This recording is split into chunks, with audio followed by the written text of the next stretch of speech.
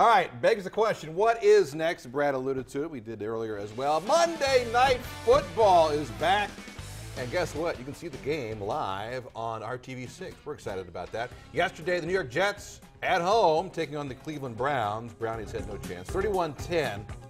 Ryan Fitzpatrick, the former Texan, 179 yards, 2 touchdowns and a pick. Chris Ivory got the lion's share of the carries, 91 yards, a couple touchdowns as well. Remember, former Bears wide receiver Brandon Marshall, he is now with the Jets, Jets. 6 catches, 62 yards, and a touchdown. And defensively, Revis Island is back as well. 4 tackles and a fumble recovery. So some old and new in a mix for the New York Jets with Todd Bowles now as the new head coach. And we're going to bring in Rob Powers from WABC here momentarily. We have Rob now live on the phone on his commute into the city of New York from WABC. Please welcome in Rob Powers. Hi, Robbie. Hi, Davey. How are you? Actually, I left home early, so I would be in place waiting for your call. Wait, you're already at work? I'm already here, bud. Man.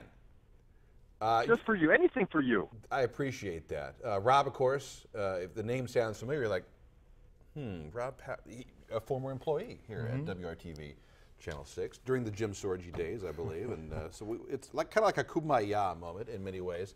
It was, but Jim, I'm the guy that bugged you in the Giants locker room. We compared shoulder surgeries. Do you remember that? I do remember that. That was me. Who had it worse? I think he. I've had 4 of them.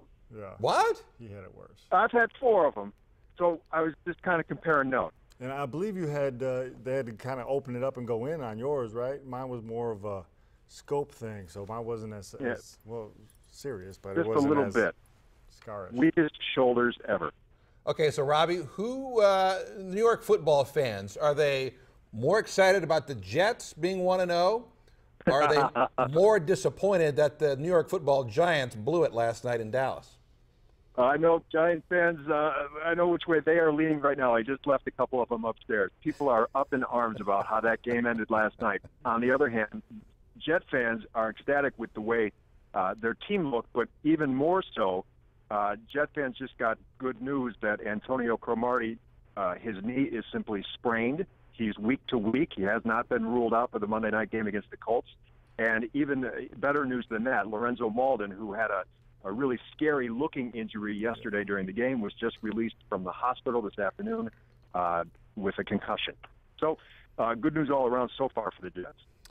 Good news for the Jets. I mean, you go 1-0. The remarkable thing is every team in the AFC East is 1-0. So who would have thought that wrapping up? Best division in football, baby. Well, you can't argue with that. You do have an argument. How do the Jets look? I mean, this is a far cry from the Rex Ryan days, isn't it?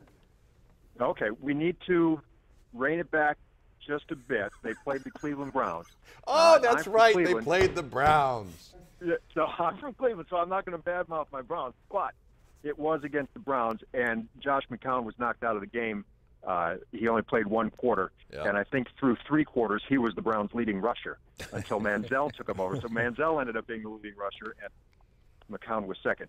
But that being said, the Jets have a few things they haven't had in a couple of years. They have 2 good receivers, Marshall and Decker. They're going to give teams fits all year long. And on the other side of the ball, if you have Cromartie and Revis playing, together and as well as they did yesterday, that'll be good.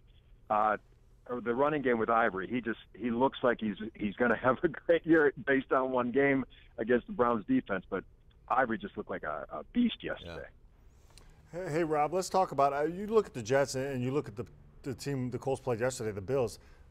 I see very, very similar teams. I mean, we're all worried going into the Buffalo game. Is there cause to worry going into this Jets game as well? I mean, this Jets defense could really get after us. They got better corners than the Buffalo Bills, better receivers on the outside than the Buffalo Bills. The only thing they don't have is that mobile quarterback that can get it done with his arms and his legs. But Ryan Fitzpatrick's been around the block, so should we be nervous? It's out of the frying pan and into the fire for the Colts next week. The Jets defense is tough. They get after you. They got this the rookie on the D-line that looked like all-world yesterday. They expect big things from him again. And if Cromartie can play, it changes that defense a little bit. You have two corners. You don't have anybody really that you can pick on if you've got Revis on one side and Cromartie on the other. These guys are heavy hitters. They're big hitters. And one of my favorite players in the NFL, whatever, the big guy in the middle, David Harris, who is one of the stars that you don't hear about in the NFL a lot, but all the guy does is make tackles and hit people. Yeah. Hey, tell me about Ryan Fitzpatrick. This is his 6th NFL team, which for a Harvard guy, you think he'd be smarter than that after 4 or 5 teams. But anyway, he's still with it. Does he have new life in New York now or what? He's got new life for 1 week at a time, I think. He did enough yesterday. His numbers, they're not going to jump off the page at you, but he managed the game quite well. I know the team has confidence in him. What he is a professional quarterback. You know exactly what you're going to get from Ryan Fitzpatrick. I like his game. He's not going to screw anything up. He's going to check down. He's going to read all his reads and make the right pass 9 times out of 10. I like him. You're not going to have a big play home run ball from him, on first or second down. But Fitzpatrick does enough to win the game. Yeah, interesting.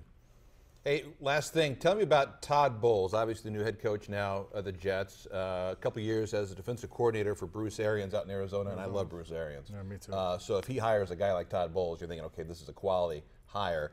It sounds like this is a quality hire for the Jets as well. I like Todd Bowles. He comes in. I think the Associated Press just started this report, so he was the inaugural winner of the assistant coach of the year last year with the Cardinals. And he comes in.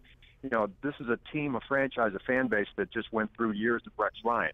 And I personally like Rex. Rex is out there, and he's boisterous, and he's not afraid to say very much. Bowles came in very much the opposite. He's very tight-lipped, keep those cards close to the vest. And all he seems to do is work. After his first NFL victory as a head coach yesterday, he was very businesslike in the post-game news conference. And finally somebody asked him, what does it take to get you excited? And he said, I told you before, Gladys Knight. You get Gladys Knight in here, you'll see me smile. So, yeah, I like him. He's very businesslike, and he goes about. And the wacky stuff that happened with the Jets in the off season, with Geno Smith getting punched in the face by an Impali, with the suspension of Richardson, stuff that happened here in New York would tend to be, the reaction would be over the top. But Bowles seemed to be a calming influence in all of this stuff. He was very forthcoming with the media about every situation that arose in the offseason, and the fan base, I think, appreciated that and said, you know what, we have a guy who's the leader of this team that's going to treat us like adults, and we'll get through everything together. I really like the guy. He's just a quiet, confident guy. And players respect that, don't they? And he's accountable, so his players are accountable. Does that make sense? Yeah, and I agree with Rob. I like the way he handled this. Some serious stuff in the offseason, it came and it went. I mean, a coach and players can really make a situation and adversity bigger than what it is or littler than what it is. And he did a great job of just kind of sweeping it under the rug. Hey, this happened. This is our guy now. We're moving forward, and that's it. Right. And I like that about him. All right, Robbie, thanks for joining us. What's the big story this week? What are you guys working on? You guys had that little thing called the U.S. Open last week in Gotham. So what's the big story now this week? We are looking forward this week. The Mets, the incredible team that apparently will not lose a game again in the history of the world. The Mets it's an incredible story, this team, honestly. The Yankees pennant race right now, going back and forth with the Blue Jays. And then, Monday Night Football is coming back to Indianapolis. My wife is in Indianapolis right now. I think she's flying home this morning. Is that right? This afternoon. Yeah. She, high school reunion over the weekend. Oh, yeah. Wow. How about that? You're in a big city when Monday Night Football is item 4 or 5 about what's going on. It's on the road, though. Oh, it's on the road, so it's not that big a deal. I see. All right.